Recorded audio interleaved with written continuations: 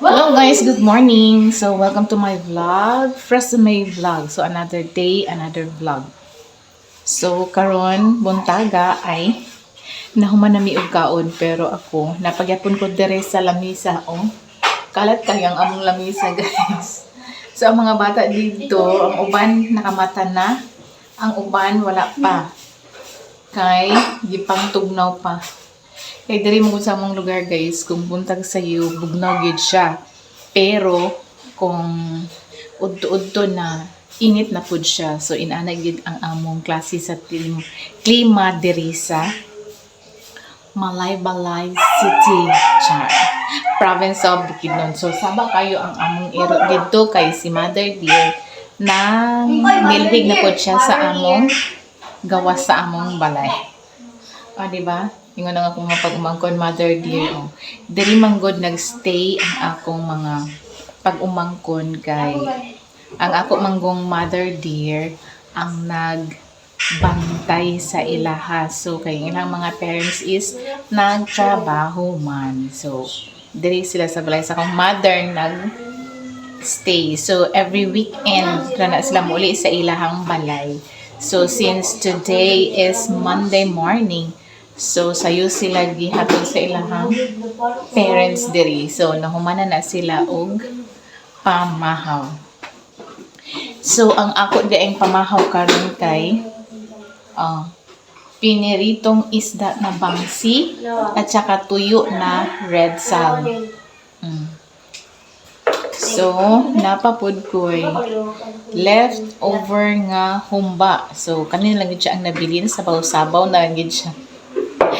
Sabaw sa humba na iniabot nga sakyanan or nilabay nga sakyanan. Okay. Okay, it's time to work na kasi. So, unsa may oras, mga 6:45 na. So, muna siya ang ganap na mo karon nga bontag. O, di ba, ang isa against the light kayo ang akong camera. O, kana siya.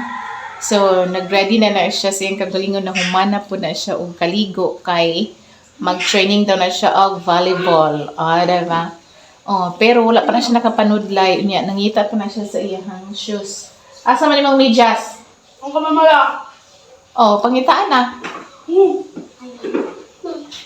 So, nahuman ko pamahaw. So, nagkaon pa ko og biskwit. So, inana gid ang akong habit. Pagkahuman og kaon sa breakfast, mukaon pagid ko og biskwit or kanang kung naay pan, o diba? Kay dili ko pwede magkape nga walay pares. O, dili ko pwede makainom og kape nga pure coffee lang, pure milk lang. Hi. So kinahanglan jud nga na siya pares, bread or biscuits or inana. So dili jud makumpleto ang akong taste buds sa coffee kung walay biscuits or bread. So, inana. Char.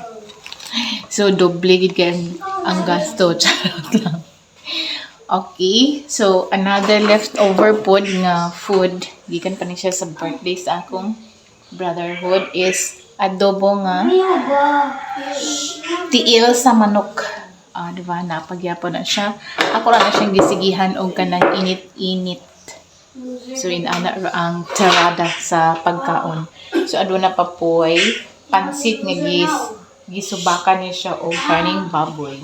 So, daghan kayo ang iyahang gisagol nga karning baboy. So, muna siya.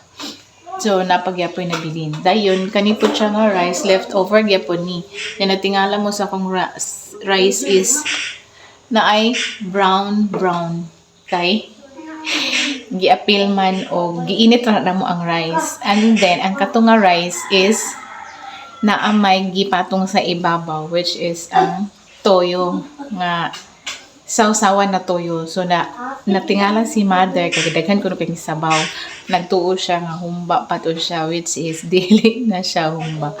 Moto siya, ang gihimo nga sausawan para sa sinugba nga tuna pa nga og isda.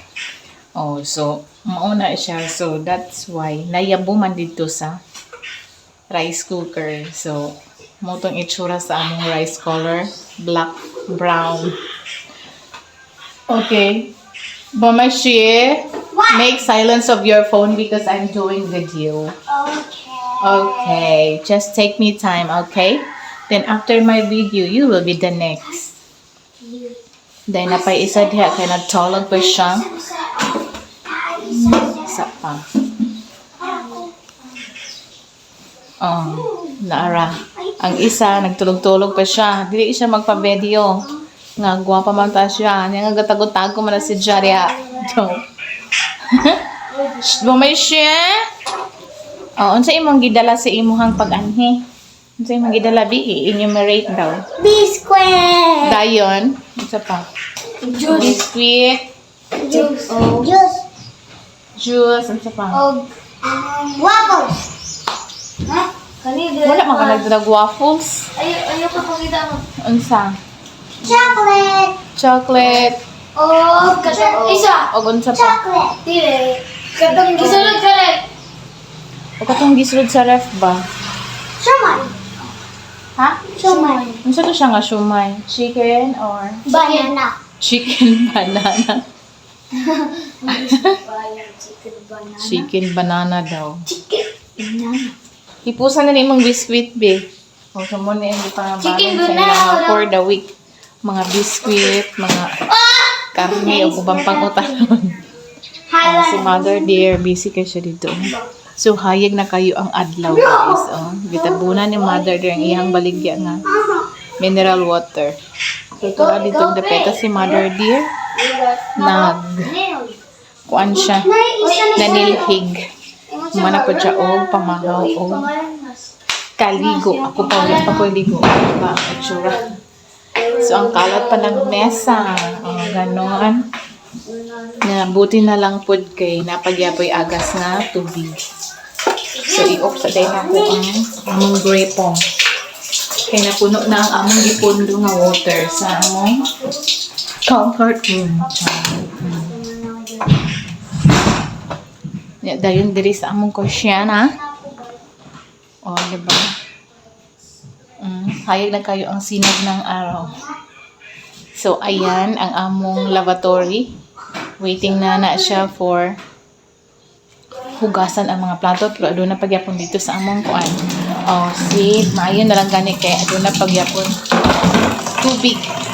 Kaya naman ko usahin nga ang among tubig is dito na siya kanon sa among CR. So, kusog-kusog ang agas mo. Wala pa siya gisuyot sa ubang mga establishment diri doon sa among hanay mamay. O, diba? Especially pag na ay mga establishment nga na asli mga water pump. So, kung hinay ang flow sa agas, so mapiktuhan gid ang mga wala yung mga water pump.